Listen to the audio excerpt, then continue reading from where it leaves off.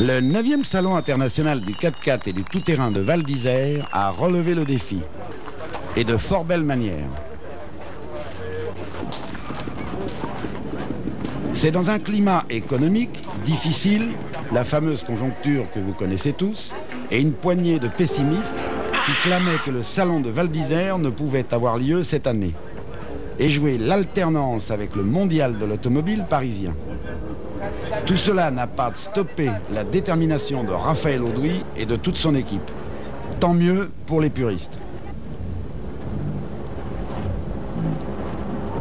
Il est vrai que cette année, on pouvait remarquer l'absence de quelques grands constructeurs, Toyota, Nissan, Opel, Mercedes et Jeep. On pouvait quelque peu déconcentrer et désorienter le public. Jeep n'en a plus à vendre. Chrysler ne peut le faire avant le 1er janvier prochain, mais qu'importe. Les fidèles représentés directement, tels que Land Rover, UMM, Mahindra, Citroën, et par concessionnaires interposés les autres marques, qui ont sûrement profité pour marquer quelques points supplémentaires. C'est vrai aussi qu'il y avait quelques 90 exposants, soit une vingtaine de moins que l'an passé. Mais cela a permis aux petits et aux équipementiers accessoiristes, dont c'était pour certains le baptême des Alpes, de se faire davantage remarquer, à l'instar des marques de pneumatiques. Pas un manufacturier ne manquait à l'appel, si bien que l'on se serait cru par endroits à la foire au boudin. On ne va pas se plaindre de ce choix exceptionnel.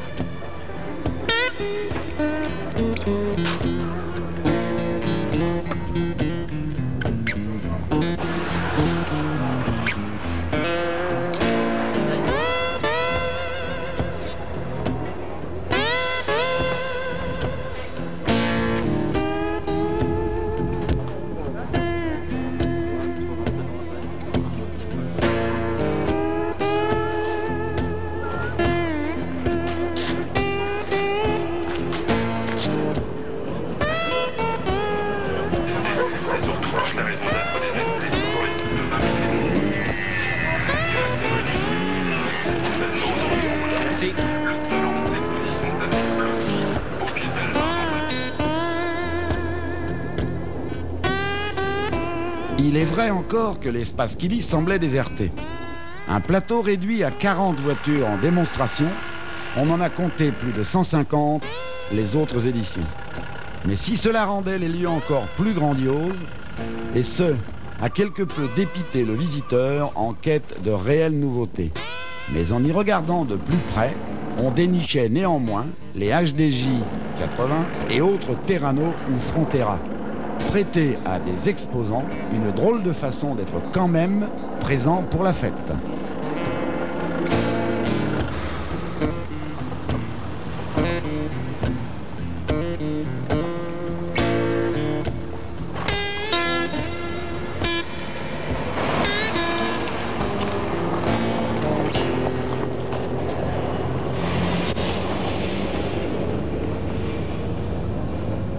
Alors bien sûr, à l'heure des comptes, on s'apercevra de la baisse logique du niveau de fréquentation. Ce que Val a perdu en quantité, il l'a gagné en qualité. Le soleil, lui, ne s'y est d'ailleurs pas trompé et nous a inondés inlassablement de ses rayons au quotidien. Alors, pour toutes ces raisons, Val 92 restera plus qu'un autre millésime gravé dans les mémoires. L'an prochain, le salon promet d'être formidable, car il soufflera ses 10 bougies. Oui, que cette montagne est belle, vivement la 10e édition.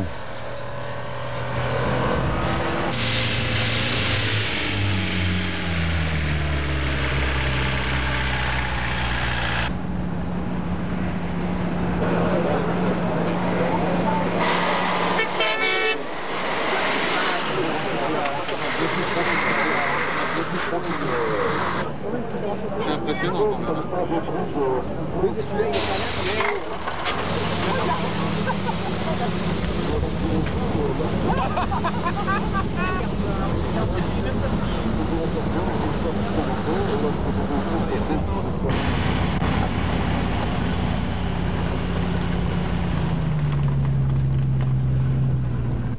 On the sandy part, and Armo was telling me also probably the difference of texture makes that this one on rocks, even with 1.5, when it's dry. Sachant qu'ici, tous les canons ont une dimension.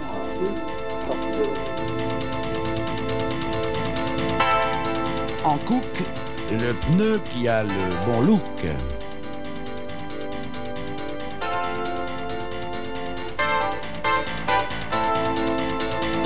Fini l'époque des compromis, toutes les dimensions sont désormais à votre disposition. Dans les profils T24 mixtes et les Z36 route, et ceci en 15 et 16 pouces.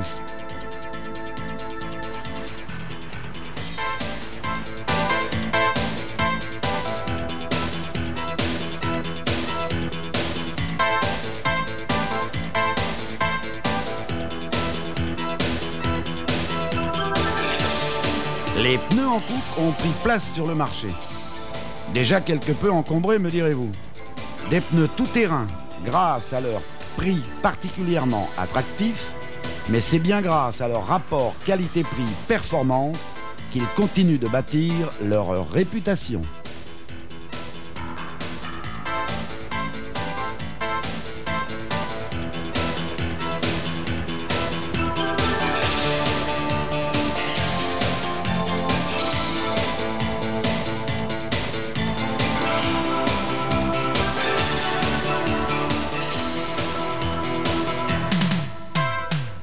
Le profil T24 a une très bonne qualité de franchissement, une excellente traction, un profil à sculpture en bloc ouvert, auto-nettoyant, une tenue de route remarquable, même sur autoroute.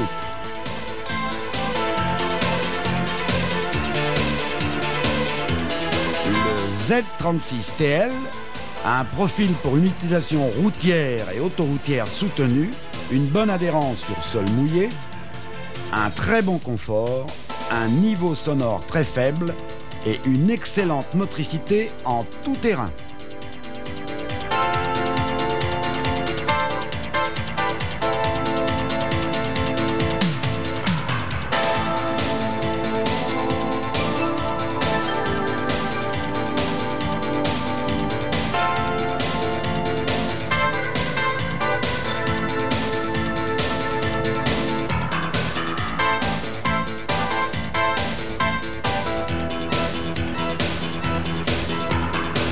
Les pneus Hankook sont largement distribués par le réseau Vulco Pneus Plus, qui couvre la majeure partie des montres existantes sur le marché français du 4x4.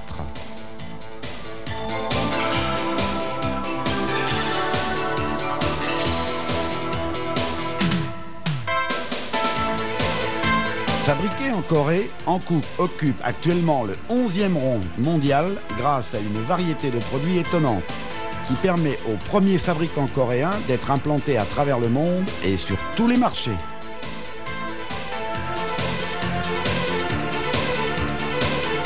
Le pneu Hankook est disponible aujourd'hui en 15 pouces dans les deux profils 33 12,5 par 15. Le pneu Hankook, le pneu qui a le bon look.